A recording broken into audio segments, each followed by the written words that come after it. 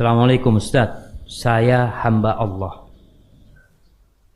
Mudah-mudahan semuanya hamba Allah, bukan cuma yang bertanya. Bagaimana meyakinkan perasaan kalau seorang itu jodoh saya?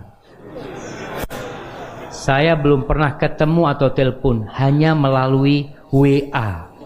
Lebih canggih lagi, dia nggak pernah telepon, tapi WA. Saya ada plan untuk pulang. Apakah dengan saya pulang kampung merupakan salah satu bentuk ikhtiar saya, Ustaz? Jazakallahu khairan. Berkaitan dengan jodoh jamaah.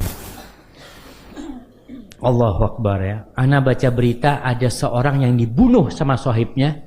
Baca tuh. Gara-gara ketika ketemu selalu bertanya kapan kawin. Akhirnya dibunuh sama temannya itu. Na'udzubillah min dzalik ya. Na'udzubillah min dzalik. Dan ini tidak benar ya.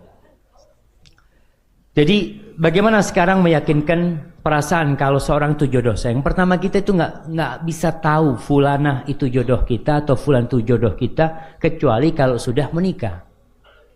Udah tahu dia jadi jodoh kita. Yang jodoh pun kadangkala jodohnya hanya terbatas waktunya. 2 tahun cerai.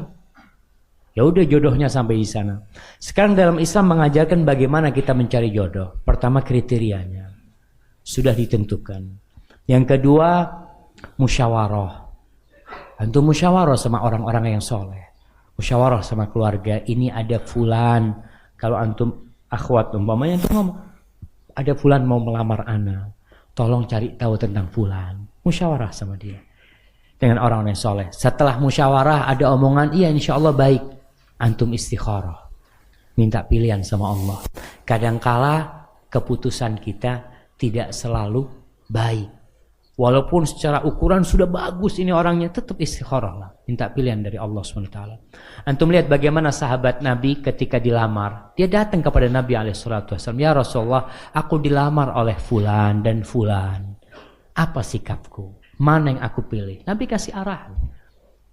Nabi perintahkan sebagian perempuan untuk nikah. Seperti Zaid bin Haritha disuruh menikahin Zainab pada waktu itu. Zainab pada waktu itu nggak mau. Sama Nabi disuruh menerima, akhirnya dia menerima. Radhiyallahu ta'ala anha. Namun jodohnya Zaid bin Haritha dengan Zainab bintu Jahash nggak lama. Karena setelah itu bercerai. Kemudian Zainab dinikahin oleh Rasulullah SAW. Tapi jelas tadi kalau antum katakan apakah antum pulang, ada masalah pulang kampung kalau ternyata memang adanya di kampung itu orang. Dan hati-hati berhubungan lewat medsos ini jamaah. Banyak kebohongan di sana. Tadi anti katakan nggak tahu ini siapa orang ini, gimana kondisinya. Tapi alhamdulillah medsos sendiri membantu kita untuk menyingkap kepribadian seseorang. Antum nggak mau tahu fulan, antum masuk ke akun dia. Jadi apa? Jadi follower dia umpamanya. Antum masuk ke sana, antum lihat. Kalau dia di situ tidak menyantumkan nama aslinya, antum tinggalkan sudah. Ini penipu ini. Kelihatan sudah. Kalau di akun dia bukan nama aslinya, berarti dia penipu. Berarti bisa jadi dia punya akun lain, ini, itu, macam-macam. Tapi kalau dia nama aslinya dia, selesai. Insya Allah sudah. Nggak ada masalah. Enggak Ustaz, namanya memang samaran, supaya keren. Nggak. Kemudian antum lihat. Karena dengan mengikuti dia akan terlihat dia ini seperti apa. Teman-temannya bagaimana. Burung itu berkumpul dengan sejenisnya. Nggak ada burung dara kumpul sama burung beo. Nah, diajak ngomong nggak nyambung itu burung. Assalamualaikum Ustaz, saya ingin tanya. Apakah nanti di padang mahsyar kita masih bisa bertemu dengan orang tua kita? Nah. Tapi kata Nabi SAW, amma fi thalathati mawatin fala. Di 3 tempat orang tidak akan ingat dengan orang lain. Yang pertama, siapa yang tahu? Di padang mahsyar akan banyak kejadian-kejadian di sana jawab. Ada 3 tempat yang kata Rasul SAW itu kita nggak akan ingat sama orang lain. Kita hanya ingat sama diri kita sendiri. Siapa yang mau jawab? Nah, mana yang mau jawab tadi? Mizan, sirat, satu lagi. Baik. Hadiahnya berarti 2. Masya Allah. Nah, yang pertama ketika pembagian kitab. Ketika rapot dibagikan, itu orang hanya memikirkan dengan tangan apa aku memegang rapotku. Sampai dia dapat rapotnya baru dia kembali ingat dengan saudaranya. Kemudian yang kedua ketika di timbangan. Yang ketiga ketika di sirat. Di lain tempat itu nggak ada masalah. Sebagaimana nanti orang-orang akan mendatangi Nabi Adam alaihissalam, akan datang kepada Nabi Nuh untuk minta syafaat nantinya ke Nabi Ibrahim. Mereka mengenalin itu semuanya. Seperti itu. Hadza wallahu a'lam bishawab. Maka kita doakan kedua orang tua kita agar diampuni dosa-dosanya dan dimasukkan dalam surga Allah Jalla Jalla. Nah, afwan sebelumnya ini bukan pertanyaan tapi pengumuman. Gimana panitia ini? Saya jomblo 20 tahun. Alhamdulillah punya pekerjaan dan calon mahasiswa jurusan bahasa Arab. Saya ingin menikah tapi belum punya calon. Barangkali di Al-Ikhlas ada yang minat. Masya Allah. Saya juga punya teman usia 25 tahun. Dia belum menikah. Minta dicarikan juga. Antum cari sendirilah jemaah. Kalau anak kecil dicarikan. Anak besar sudah bisa cari sendiri dia. Masya Allah. Ala-ala antum nanti hubungin panitia masjid. Mana panitia? Ada calon di sini? Di Masjid Al-Ikhlas. Nah, insya Allah Masjid Al-Ikhlas nanti akan memang biro jodoh ini penting ya. Seharusnya antum kalau mau menikah gini berangkat ke pesantren tahfidz, datang ke sana. Ya Ustaz, tapi anak nggak hafal Quran Ustaz.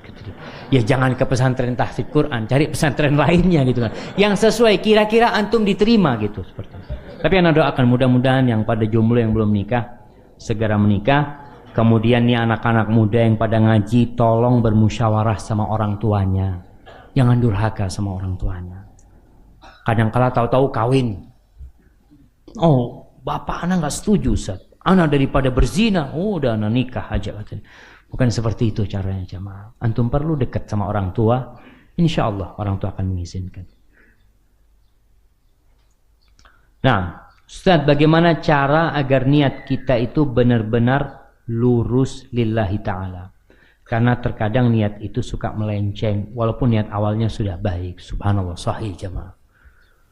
Jadi masalah niat ini ulama-ulama besar dari kalangan salaf pun berbicara tentang niat itu. Sufyan mengatakan ma'alajtu syai'an ashadda ala nafsi min niyati fa innaha tataqallabu alayya. Aku enggak pernah ngopeni itu ngurusin. Nah, ngurusin sesuatu yang lebih berat daripada ngurusin niatku sendiri. Gimana? Bahasa Arab ngopeni. Masa ngopeni bahasa Arab?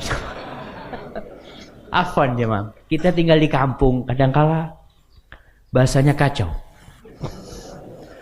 Ana sampai ditanya sama teman, Ustaz, eman-eman itu apa sih Ustaz? Ana sering lihat Ustaz ngomong eman-eman gitu dia. Apa eman-eman jemaah? Sayang, Masya Allah. Hah? Bahasa Turki eman-eman. Nah, sampai mana kita tadi? Iya, perkataan Sufyan mengatakan aku tidak ngurusin sesuatu yang lebih berat daripada ngurusin niatku sendiri. Fa innaha tataqallab alaihi. Wallahi bolak-balik niat itu.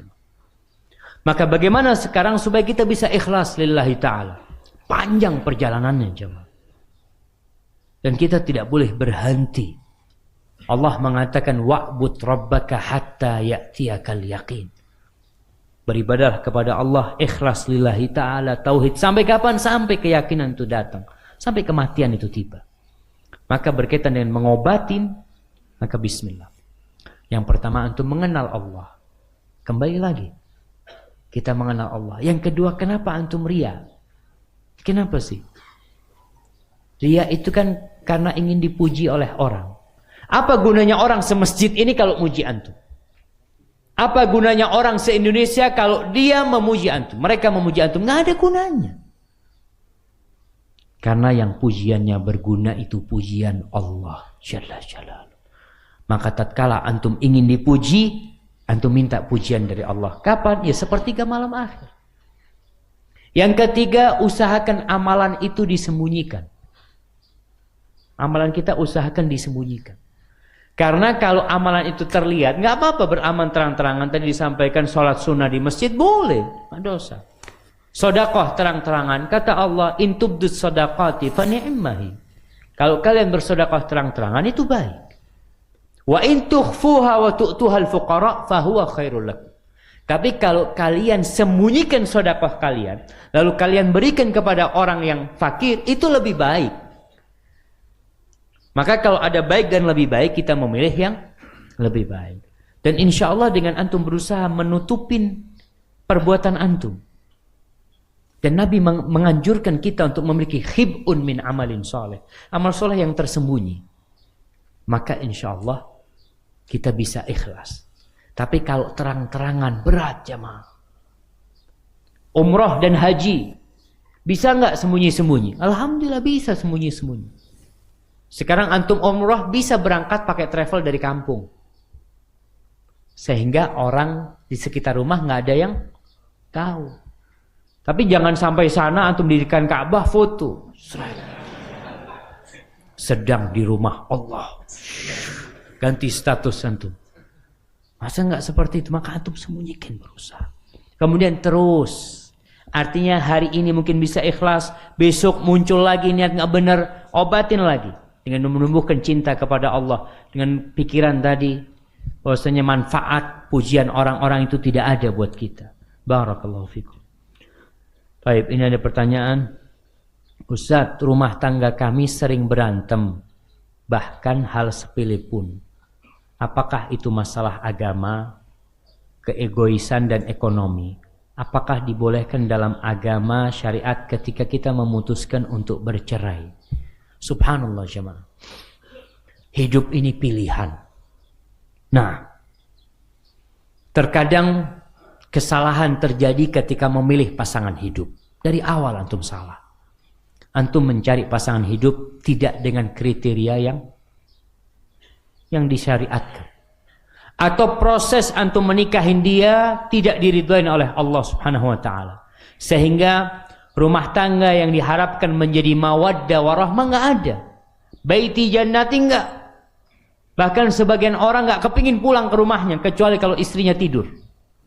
Kenapa Ustaz? Daripada ribut Ustaz. Anak kalau pulang kerja selalu ditanya, kok telat ini itu macam-macam, ganti sekarang. Jadi perempuan ini para wanita belajar dari wanita, iya sahabat untuk bagaimana mereka menghormati dan menghargai suaminya. Di Jepang, ini cerita di Jepang, masya Allah. Wanita Jepang itu Ustaz, ya tradisi mereka, bukan agama kita bicara. Dan agama kita lebih baik dari mereka sebenarnya. Tradisi wanita Jepang itu kalau suami berangkat kerja itu diantarkan Ustaz. Diantarkan, dikasih bekalnya sampai ke pintu pagar. Kemudian ditunggu sampai menghilang dari pandangan mata. Baru istri masuk ke dalam rumah. Ketika pulang Ustaz, ini cerita orang Indonesia yang menikah dengan perempuan Jepang. Ketika sampai rumah subhanallah Ustaz, jaket anak dibukakan, sepatu dibukain.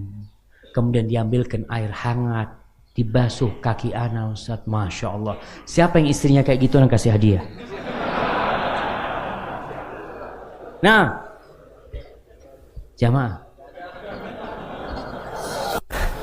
Tambah lagi hadiahnya, mungkin nggak ada. Nah, 2 hadiahnya. Diusahakan, Masya Allah. Betul jamaah. Itu akhlak seorang wanita yang Masya Allah. Kita kadang-kala tadi masalah sepele jadi ribut, berantem. Karena kalau suami datang, jangan ditanya dari mana dulu. Yang ditanya seorang istri melihat suaminya baru datang, tanya, "Bang, kepingin apa, Bang? Mau yang panas, yang dingin, yang anget, semuanya udah siap, Bang." Masya Allah. Selesai. Kasih itu, makanan dipersiapkan, bajunya ditaruh. Sehingga masalah-masalah yang memicu pertengkaran itu dihilangkan. Dari kedua belah pihak, suami istri harus menjaga. Jadi jangan berpikir cerai. Ini kan berpikir kalau memutuskan bercerai, boleh nggak dalam syariat? Cerai itu solusi terakhir. Bisa jadi antum bercerai, masalah ini pun kembali ketika menikah lagi. Karena penyakitnya ada sama antum. Siapapun istrinya, siapapun suaminya, antumnya yang nggak berubah.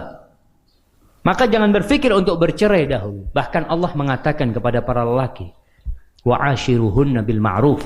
Pergaulilah ya istri-istri kalian dengan cara yang ma'ruf, dengan cara yang patut, yang sesuai. Fa in karihtumuhunna, kalau benci, apa suruh ceraikan? Enggak, kata Allah. Fa asa an takrahu syai'an wa yaj'alallahu fihi khairan katsira. Sabar. Jangan tahu diceraikan, enggak. Jadi nasihat ana tidak harus bercerai. Apa sekarang permasalahannya? Ustadz, suami ana ini masalahnya remeh, Ustadz. Kadang kala teh habis ribut marah, Ustadz. Alhamdulillah, anti udah tahu penyebabnya teh habis ribut. Jangan pernah teh itu habis. Beli termos. Betul jemaah. Karena masalahnya kan udah tahuan. Suami gara-gara teh ribut, kasih termos. Ketika suami mau marah, mana tehnya? Bang, 1 termos buat abang. Oh, nggak jadi marah dia. Alhamdulillah sudah ada termosnya. Kalau masalahnya kadang-kala suami masalahnya kaos kaki. Ada memang suami masuk rumah kaos kaki tinggal kemana, pagi ribut sama istrinya. Kaos kaki kemana? Masya Allah.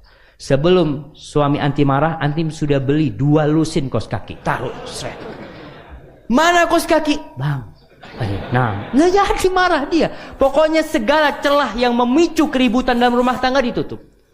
Jangan beranggapan Ustadz masalahnya remeh. Ya sudah, kalau masalah remeh menyebabkan keributan, hilangkan masalahnya. Itu tugas seorang istri membicarakan. Suami pun seperti itu. Apa masalahnya keributan itu? Oh, masalah keributan ini Ustadz, ya kadangkala istri itu minta dibelikan sesuatu, nggak ada Ustadz. Ketika seorang suami istri minta sesuatu nggak ada, antum belikan bunga mawar. Sampai rumah, afwan dek, yang kau minta nggak ada, tapi ini untukmu. Selesai. Oh ya nggak apa-apa. Jadi ada hal-hal yang bisa diselesaikan jemaah, tidak dengan perceraian.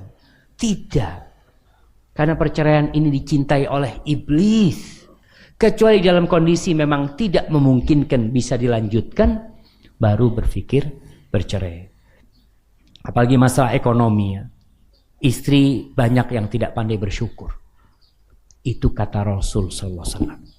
Wanita itu banyak yang matre, iya. Tapi tidak semua. Rasul sallallahu alaihi wasallam mengatakan uritun nar, tampakkan kepada aku neraka fa idza aktsaru ahlihan nisa. Kebanyakan penghuninya adalah wanita. Kenapa? Ya, masalah ekonomi kadangkala, masalah jasa suami yang dilupakan. Yakfurnal ihsan wa yakfurnal ashir. Dia kufur dengan kebaikan-kebaikan suaminya. Dia kufur dengan suaminya sendiri. Padahal suaminya telah banyak berbuat. Ustaz, nggak ada baiknya suami ana. Ini sudah bukti. Suami ana Ustaz, ana kayaknya harus minta kenapa? Udah, nggak ada baiknya dia. Dia sudah lupa dengan semua kebaikannya. Padahal pasti ada kebaikan di diri suami. Kalau nggak ada kebaikannya, kenapa engkau mau dipinang dia? Barakallahu fikum. Assalamualaikum Ustaz. Ustaz, saya sudah menikah 17 tahun. Tapi sampai sekarang rasa cinta itu belum ada. Yang ada rasa kasihan. Apakah ana berdosa? Kasih solusinya buat ana Ustaz. Subhanallah jemaah. Tidak semuanya dibangun di atas cinta rumah tangga itu. Di masa Umar bin Khattab, ada seorang tabi'in yang namanya Abu Azra. Ya, kalau nggak salah. Dia itu dikenal setiap wanita yang dinikahin selalu gugat cerai. Akhirnya nama Abu Azra jelek di masyarakat. Suatu hari dia membawa sahabat dia, Abdullah bin Arqam insyaallah. Dia bawa ke rumahnya. Sinilah, kau masuk ke rumahku. Aku ingin kasih tahu kenapa perempuan-perempuan itu akhirnya gugat cerai atau dipaksa khulu dari dia. Ternyata istrinya itu tidak cinta sama suami. Abu Azra mengatakan kepada istrinya, ansyudukillah, aku meminta dengan nama Allah kepadamu, engkau cinta sama aku apa enggak? Pertanyaannya masalah cinta. Bisa enggak orang dipaksa cinta, jemaah? Berat. Kata istrinya, udah jangan maksa aku kayak gitu, enggak enak aku lah. Enggak, aku minta dengan nama Allah. Jawab dengan jujur, kata dia. Apa jawab istrinya? Ya enggak, aku enggak suka sama kamu. Apa kata Abu Azra? Kayak gini nih istriku. Modelnya kayak gini, enggak ada yang suka sama aku. Gimana aku mau hidup sama dia? Akhirnya laporan kepada Umar bin Khattab. Setelah laporan ke Umar bin Khattab, dipanggil istrinya. Ditanya sama Umar bin Khattab, apakah engkau yang mengatakan kepada suamimu kalau engkau tidak cinta sama dia? Iya Amirul Mukminin, dia maksa aku dengan nama Allah mintanya. Apakah boleh aku berdusta? Tanya istrinya. Kata Umar bin Khattab, ikzibi, nggak masalah. Termasuk dusta yang diperbolehkan adalah dusta di antara suami istri. Kata Umar bin Khattab, fa inna aqallal buyut allati tubna 'alal hub. Sedikit rumah tangga itu yang dibangun di atas cinta itu sedikit. Walakinnahum yata'amaluna bil Islam wal ihsan. Mereka itu muamalah di antara mereka karena syariat Islam, aturannya memang harus menghargai istri, aturannya harus menghargai suami. Bapak-bapak, jangan dipikir istri bapak-bapak ini masih cinta sama bapak-bapak. Kadang-kala cuma kesian aja dia. Iya. Yang lihat suaminya, aduh Ustaz udah tua, tapi ya gimana Ustaz ya? Bismillah lah, ana sabar menghadapin dia. Betul. Apalagi kalau sudah sakit-sakitan. Istri jadi berat. Permintaannya macam-macam. Kadang-kala yang ada adalah kasihan. Nggak masalah. Hasan Al-Basri pernah ditanyain tentang jodoh oleh seseorang. Dia mau menikahkan putrinya. Apa kata Hasan Al-Basri? La tuzawwij ibnataka illa min taqi. Jangan engkau nikahkan putrimu kecuali dengan orang yang bertakwa. Orang yang bertakwa. Kenapa? In ahabbaha akramah wa in lam yuhibbaha lam yadhlimha. Orang bertakwa itu kalau ada cinta sama istrinya, apa yang akan terjadi? Dia akan memuliakan istrinya. Tapi kalau dia nggak suka sama istrinya, apa yang dilakukan orang yang bertakwa? Dia tidak akan mendolimin hak-hak istrinya. Jadi kalau dikatakan, apakah semua harus cinta? Enggak. Tadi yang ana bacakan, fa in karihtumuhunna, apabila kalian benci kepada istri kalian. Kadang-kala ada benci nggak suka, tapi lihat kepada kelebihannya. Mungkin tadi ngelihat kesian nih Ustaz, dia anak yatim. Ya bismillah, kau bertahan sama dia. Maka dengan kasih sayang itu semoga Allah mengasihimu nantinya. Barakallahu fikum. Nah, ini ana mau bertanya Ustaz. Pertanyaannya di luar tema. Perempuan kan diwajibkan untuk menutup aurat. Ana pernah dengar jika tidak menutup aurat maka ada 4 laki-laki yang ikut masuk ke neraka. Ayah, suami, saudara laki-laki, anak laki-laki. Bagaimana ya Ustaz? Barakallahu fikum. Baik. Rasul sallallahu alaihi wasallam mengatakan, kullukum ra'in wa kullukum mas'ulun an ra'iyati. Kalian itu semua adalah pemimpin dan kalian akan dimintai pertanggungjawaban atas apa yang dia pimpin. Seorang ayah akan bertanggung jawab dengan anak-anaknya. Dengan anak-anaknya. Bukan berkaitan dengan nutup aurat atau tidak. Berkaitan dengan semuanya. Anaknya tidak sholat, bapaknya akan ditanya. Ada anaknya tidak puasa, bapaknya akan mempertanggungjawabkan hal itu. Karena dia bertugas untuk memberikan bimbingan kepada dia. Jadi bukan urusannya dengan aurat saja. Tapi dengan perintah-perintah Allah dan larangannya. Seorang suami, ya, dia juga bertanggung jawab terhadap istrinya. Kenapa dia tidak menegur istrinya? Kenapa dia tidak ajari istrinya? Bukan masalah aurat lagi yang saya sampaikan. Dalam semua masalah agama. Istrinya tidak sholat, istrinya ghibah, dibiarkan, dapat dosanya dia. Karena dia harus membimbing istrinya. Seorang kakak umpamanya, kakak laki-laki. Atau saudara laki-laki, ketika melihat kemungkaran di keluarganya, dia punya kewajiban untuk mengingkarinya. Kemudian anak, sama. Ketika dia melihat orang tuanya melakukan kemaksiatan, bukan yang ibu bapaknya juga, dia diperintahkan untuk menyampaikan.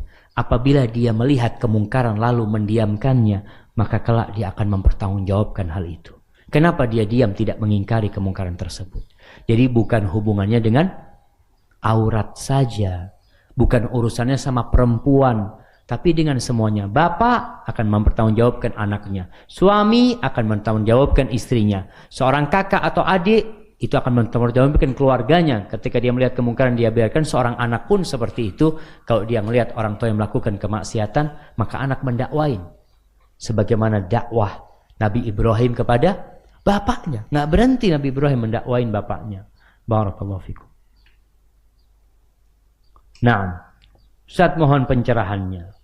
Bagaimana saya harus bersikap terhadap suami yang enggan mendengar nasihat istrinya agar menjalankan sholat, bahkan suka marah dan malah menuduh saya yang banyak dosa. Justru sekarang sudah sekitar 4 bulan suami mengikuti pertemuan di waktu larut malam.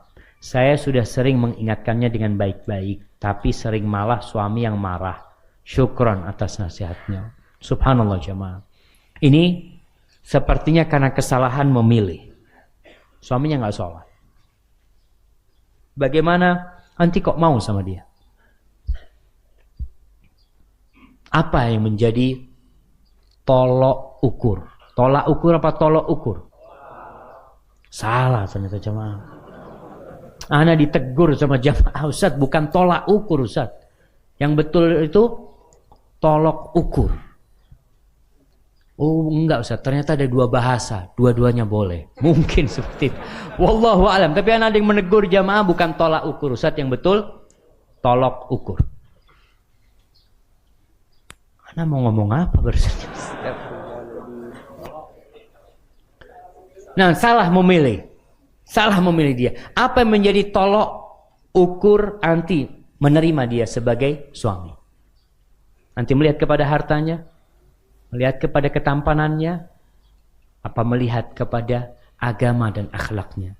Mungkin itu yang tidak dilihat, agama dan akhlaknya. Sehingga sekarang suami dalam kondisi dikasih nasihat malah marah-marah. Sholat tidak mau. Bagaimana sikap istri? Yang pertama, ketahuilah bahwasanya suami ini Allah tempatkan sebagai pemimpin. Dan menasihati pemimpin tidak sama dengan menasihati anak buah. Maka perlu kondisi yang khusus dan spesial. Paling tidak kalau mau ngomong sama suaminya, di waktu suaminya sedang tidak punya masalah. Jadi ketika memang dia lagi seneng ya, kita kasih minuman yang enak. Gimana bang? Enak bang, kata dia. Ini bang tambah lagi macam-macam. Setelah dia makan, bang boleh aku ngomong bang. Izin sama suami. Ketika suaminya ngomong, apa? Masalah sholat lagi nih. Iya aku mau sholat, sudah. Insya Allah dia mau sholat. Artinya kita berusaha untuk berbuat baik. Jangan sampai terkesan menggurui. Karena dia pemimpin. Maka caranya memang harus dengan sharing sama dia. Kemudian ngasih nasihat itu, lihat kondisinya. Kalau tidak bisa mentok nih, nggak bisa ngasih nasihat, cari orang lain. Bukan membongkar aib suami, bukan. Cari siapa teman suami yang mungkin bisa mengajak suaminya. Jangan sampai aib suami tersebar ke orang banyak, jangan. Tapi cari orang yang bisa menyimpan rahasia, kemudian paling tidak bisa memberikan nasihat kepada suami nanti. Sambil terus berdoa, dipuasain suaminya. Izin sama suaminya, Mas, saya kepingin puasa Senin Kemis. Kenapa? Ya buat Mas lah. Anak kepingin doa nanti hari Senin Kemis supaya Allah buka pintu hidayah buat kita semua, Mas. Nggak apa-apa. Minta. Artinya puasa itu termasuk tawasul dengan amal soleh. Nggak apa-apa kita minta sama Allah Jalla Jalla. Barakallahu fikum. Nah, pertanyaan terakhir. Jamnya ini cocok nggak jamaah? Lambat kayaknya jamaah. Nah, sekarang sudah jam 11 jamaah. Baik, pertanyaan terakhir jamaah, ana carikan pertanyaan yang berkaitan dengan materi. Ustaz, ana maksiat dan bertaubat berulang-ulang. Apakah Allah Ta'ala masih mencintai ana? Ana malu, Ustaz. Ana bermaksiat pun tetap diberi rizki oleh Allah. Bahkan bertambah. Wallahi jamaah. Itu Allah. Allah tuh berbagi rizki kepada semuanya. Dan hati-hati tatkala Allah memberikan rizki kepada kita dalam kondisi kita berbuat maksiat. Kata Rasul sallallahu alaihi wasallam, "Idza ra'aitallaha yu'til 'abda 'ala ma'asihi ma yuhibbu, fa'lam annahu istidraj."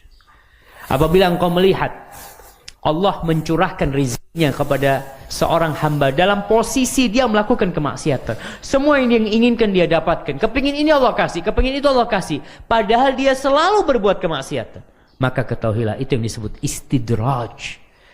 Diluluh, Allah biarkan engkau. Karena orang kalau dikasih rizki kadang-kadang lupa, dia jadi GR, merasa nggak ada masalah. Tapi kalau dikasih musibah, dia jadi ingat sama Allah SWT. Lalu Rasul sallallahu alaihi wasallam membaca firman Allah, "Falamma nasu ma dzukiru bihi, fatahna 'alaihim abwaba kulli syai' hatta idza farihu bima utu akhadnahum baghtatan fa idza hum mublisun." Tatkala orang-orang itu lupa dengan peringatan-peringatan yang diberikan kepada mereka, dikasih peringatan ini, dikasih musibah ini, tapi tetap melakukan dosa, apa yang terjadi? Bukan Allah tutup rizkinya, tapi Allah bukakan pintu rizki buat dia. Kulla syai'. Sampai tatkala orang ini senang, gembira dengan kesuksesan-kesuksesan yang dia raih, akhadnahum baghtah. Allah cabut nyawanya dengan tiba-tiba. Akhirnya mereka jadi orang-orang yang putus asa. Selesai jamaah. Maka hati-hati kalau kita berbuat dosa, kemudian Allah tetap kasih rizki sama kita, jangan-jangan kita sedang diluluh sama Allah. Sebagian ulama salaf itu, kalau setahun nggak sakit dia takut. Takut apa? Takut Allah sudah lupa sama dia. Allah sudah meninggalkan dia. Karena di antara tanda-tanda cinta Allah kepada hambanya, Allah kasih ujian dan bala. Itu tanda cinta Allah. Antum kena musibah, antum sakit, antum ini tanda cinta Allah. Kata Rasul SAW, "Idza ahabballahu qauman ibtalahum." Kalau Allah cinta kepada suatu kaum, Allah akan kasih bala sama dia, sehingga dia kembali ingat sama Allah terus. Hadza wallahu a'lam bishawab. Itu yang bisa kita kaji pada kesempatan kali ini. Mohon maaf atas segala kekurangan apabila banyak pertanyaan yang belum sempat dijawab. Dan apabila yang Anda sampaikan benar itu dari Allah Jalla Jalaluh, kalau ada yang salah dan kurang berkenan itu dari diri Anda pribadi. Allah dan Rasul yang terbebaskan dari kesalahan itu. Subhanakallahumma bihamdika asyhadu an la ilaha illa anta astaghfiruka wa atubu ilaik. Assalamualaikum warahmatullahi wabarakatuh.